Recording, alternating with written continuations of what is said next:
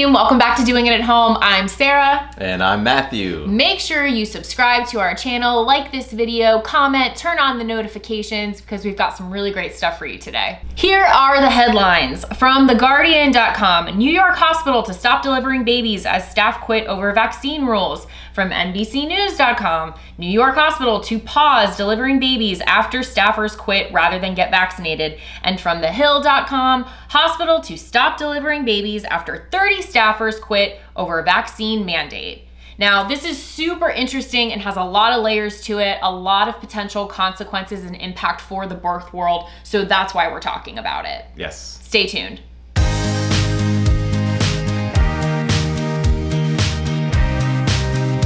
So, quick context and update. If you haven't read the articles or don't want to, you don't have to because we'll give a brief summary here and we're going to talk about it. So essentially what happened was in Lewis County, a county up in upstate New York, starting September 25th, so soon, will be, quote, unable to safely staff the maternity department. And this is according to Lewis County Health System CEO Gerald Kayer. And this was from the article on thehill.com. That's what the circumstance is, like plain and simple, without getting into all the intricacies of it. Also, just want to put it out there, this is not a debate on the vaccine. No. That's not what this conversation is. This is about choice and consequence. So an institution, a place made a choice. There were potential consequences to that. People made individual choices and there were consequences to that. That's the end of that conversation, at least on our front. What we're more interested in is the implications and the impact on the birth world, on birthing persons, on out of hospital birth workers, and what all of that is going to mean. Yes, because I mean, the hospital is closing. Like the birth portion of the hospital, the maternity section of the hospital is shutting down on what, September 25th? September 25th in this hospital. In this one specific hospital. Mm-hmm. So I mean, anybody who was planning to give birth after September 25th, they're kind of SOL right now, and they got to figure out what to do next. And I think this is a super important conversation because I don't think this is going to be the only hospital that this happens to. I believe there are going to be other hospitals in other parts of the country that follow suit with this. And so let's start talking about it now and be proactive about this conversation before it's popping up in multiple parts of the country. And now we have multiple care providers at odds as well as birthing people at odds. So I believe this is going to happen in more than just this hospital. What do you think? I mean, absolutely. Yeah. In the last year and a half, there have already been hospital policies that have, created circumstances for families who wanted to give birth a certain way, wanted to have an extended birth team, wanted to have multiple family members present, multiple people present, and then they couldn't because a lot of people were restricted to just one person present in the birth room. Or none. Yeah, that was the case too. None. Yeah. So, I mean, that sort of new world has been going on for the last year and a half. Yes, so and people have adjusted, and we already know a lot of folks have turned to home birth. Yes, we've had several people on the podcast, interviewed them, and they were going to choose hospital, and then they choose to do it at home because of the policies that were put in place. So absolutely, in 2020. So absolutely, with this news, people are going to choose home birth. The ones who are maybe thinking about it already, maybe it was towards the bottom of their list, or the ones who are open to it.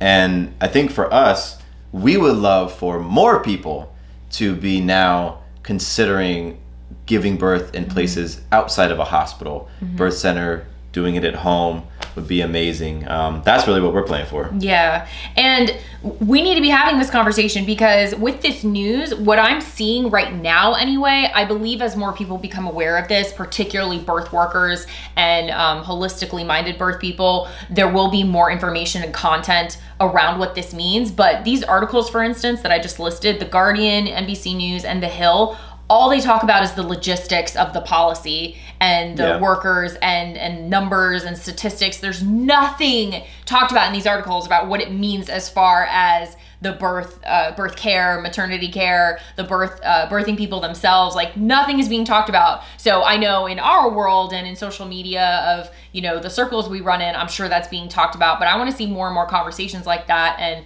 we're very much about, if we want to see a conversation, then we're going to have the conversation. So that's what we're doing now. I mean, how cool would it be for The Hill or The Guardian to say hospital shuts down, and people are now looking to other options. Yeah. You know, if that was the focus of the article is, okay, well then if this is no longer an option for these individuals, well, let's talk about the birth center in the area. Let's talk about the home birth midwives in the area. Let's talk about the doulas in the area, and you know, start shining light on them so that they can then recommend some alternatives. But you know, we're not quite there yet. The focus of this article was on what Sarah was saying earlier. So that's what we're here for, to really talk about, okay, with things changing in the hospital environments over the last year and a half, things changing in this hospital in upstate New York, it's like, all right, let's start looking at birthing outside of a hospital where you don't have to adhere to these mandates and these rules, and you don't have to, you know, tear apart your birth plan because this isn't allowed and that's not accepted. You know, birthing at home, you can do what you want. And if more people were educated about how it is a safe option rather than indoctrinated as to how it's such a, you know, ludicrous or crazy option, then we would have more people who would jump to home birth and wouldn't even be, you know, looking to the hospital as the first option. They would be looking at home as option one, birth center as option one, hospital as, you know, option B, C, or D. And you know, that's the world that we're wanting to create with the stuff that we're doing, and that's the space that we're holding. There's a lot of ways to look at this. So on one hand, what I'm hearing you say and what I really much feel about this is it's a huge opportunity. It's just a huge opportunity for collaborative care, for, you know, reaching across the aisle, so to speak, for different care providers to work together to actually provide the best care for birthing people and families. Now, how many people will take that opportunity? That's yet to be seen and is still kind of unfolding over the past year. But I think that is the biggest opportunity that we have to have a way more comprehensive, collaborative, informed, educated process for people to make their birthing choices and where they're going to birth. So what I would love to see, and I'm putting out there, is for conversations around home birth, whether or not that's what people choose, but conversations around it as an option increase, and more people who didn't know it was an option, particularly those who are low risk, you know, no complications, super healthy, that it could be an option. So I want midwives and doulas out there to stay well fed and well hydrated and well rested. Because if, you know, what I'm playing for comes to fruition, then you're going to be very busy, and we're going to be training more midwives and training more doulas, and just having a more comprehensive approach to care that I believe they have in other parts of the world, you know, in parts of Europe, in the Netherlands, and that part, they seem to have their stuff together as far as, you know, what your options are, and care providers working together to really ultimately work for you, because that's what they're there to do, work for you, not tell you what you should be doing. So I just would love to see everything around home birth trending and increasing. Again, that doesn't necessarily mean everyone has to do a home birth, but you know, on one hand, I think this is a really great opportunity that many of us home birth minded should take advantage of. Where was this hospital again? Upstate New York. So if you know folks in that area who are planning to give birth in this hospital, what was the hospital? We don't have the hospital name, actually, so I don't know if... A hospital in upstate New York. If somebody that you know... In Lewis County. In Lewis County, I mean, send them a link to the Doing It at Home podcast. Send them a link to the Doing It at Home YouTube channel. Send them a link to any home birth related resource. Like, hey, go check this out. You know, your hospital is shutting down after September 25th for births in the hospital. So what else is out there? And, you know, like, we get it too, because we were very hospital minded people when we were pregnant. It wasn't until 3 months in that we started to look at other options, and it was because of hospital policies. You know, they kept saying, no, you can't do this. So we're like, all right, well, where can we have the birth that we are envisioning and the birth that we're really dreaming of? And so let's all support the people of Lewis County, and, you know, just people out there in general, by sharing information of what the options are. Empowering information. Empowering healthy information, which is what, you know, we absolutely strive to be putting out there. And part of the idea of being empowered is being educated and understanding what your options are, and feeling like you have the ability to choose those things. So everybody can play a part in helping that out. Another point, another thing to look at that, can't be ignored is, and this is a quote from theguardian.com's article, patients now have to rely on other facilities for maternity and postpartum care.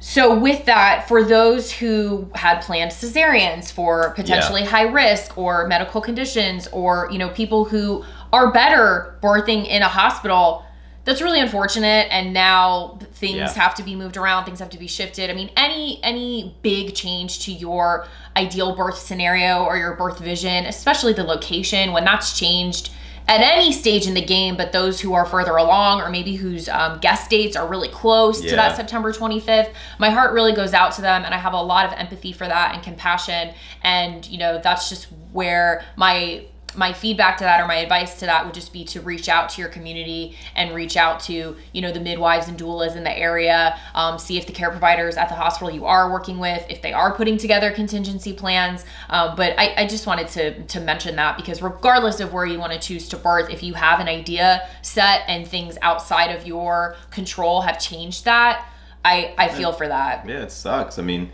I imagine if those doctors are no longer practicing at that hospital, and they're not going to be another hospital, for those future birthing people who were excited to birth with that OB or that hospital staff, like that sucks. Yeah. And now they're going to have to figure something else out. And again, if their due dates or guest dates were close to September 25th or right afterwards, then you're pivoting quick. Yeah. And so we definitely feel for you if that ends up being your situation. We asked for your thoughts and feedback. We actually put this out on social media. When I saw about the articles, I put it out there and I said, hey folks, let us know what your thoughts are around this. So we have a couple of comments from you all, which I think were really great. And so we're going to share those. And these were from our Instagram feed. Oh, sweet. Yeah. So let's read them. Camila Rose says, interesting. This reads to me as the hospital considering birth non-emergent, something OBs and plenty of MDs have pushed. Quote, you must birth in a hospital, otherwise you risk ... They can't stop treating cancer patients. They can't stop casting broken bones, etc. To me, this reiterates that hospital birth is a choice in the way home birth is a choice. Not sure how New York's OBs are addressing this, but I'd be interested to know if they are suggesting home birth for low-risk patients. Oh, that would be so interesting. Yeah. Some have to be. I would hope so. Yeah, who knows? Yeah, we can't speculate, but you would think. You would think. All right, this next got? comment came from Carrie Lauren Photo. It says, I really think that this is the only good thing to come out of COVID and the BS policies that hospitals have put upon parents. Many have opted for home birth with a whole new outlook, and it's been a really wild year of moms changing plans and having very beautiful births. So yeah, definitely has been a wild year plus of moms having to change plans and, figuring things out and then making the best of it and having beautiful births. So lemonade out of lemons. Carly Jasmine says, I hope this encourages more families to explore the home birth or birth center option. Sometimes difficult circumstances like these can lead us to beautiful things. It's a really great echoing of the previous comment and just what the possibilities are. Yeah. At My Freewell says, I'm still holding on to hope that good things will come of this, but what a mess and tough position to put on staff who do and don't want to get it. They're putting them against each other. And for families who desire and or need a hospital birth. While I had my twins and my single babes at home, that was my choice. There is so much fear women already have about birth. Now we are causing them to worry and fear more. May we know our strength. May they be empowered. And may we respect the choices of each other and work together. That's a great message. Take that in. That's awesome. The Better Birth Doula. I grew up in this area. It is a very rural area of New York State. Birthing people have very little choice, and as it is, have to be flown to another hospital hours away for NICU care.